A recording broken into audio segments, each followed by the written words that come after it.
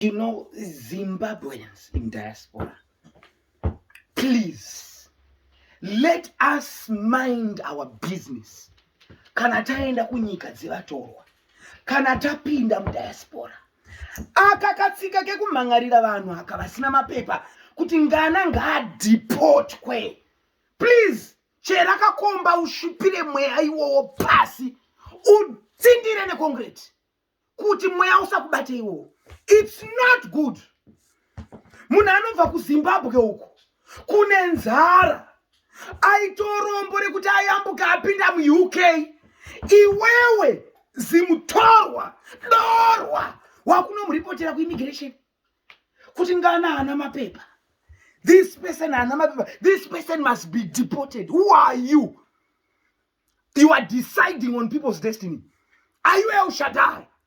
Are you Jehovah Jireh? Who are you? That once you and waskana. Mukadzi wanda isiona ku UK and fundira Queen. Nda ku Zimbabwe. What happened? Queen ndakamhan'arirwa ndikadhipotwa. Tese nevana takadzokiswa. Because of my fellow Zimbabweans ane ruvengo. Munhu uya izama yako. Munhu uya una kana ubhururu naye. Wangorwadziwa kuti akusimuka. Itai mushe. And I pray and I decree and declare under the unction of the Holy Spirit from the throne room perspective, anyone may they go their lives boomerang.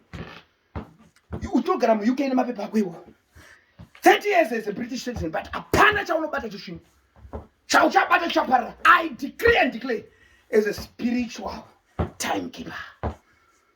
We cannot do this to each other. Ngatitei zvimwe zvimagist pasocial media but not zvekudzivisa munhu. Sure, hamazimbabwe hinda yonda kutyika imi. That's not good at all. Change this behavior. Nonsense.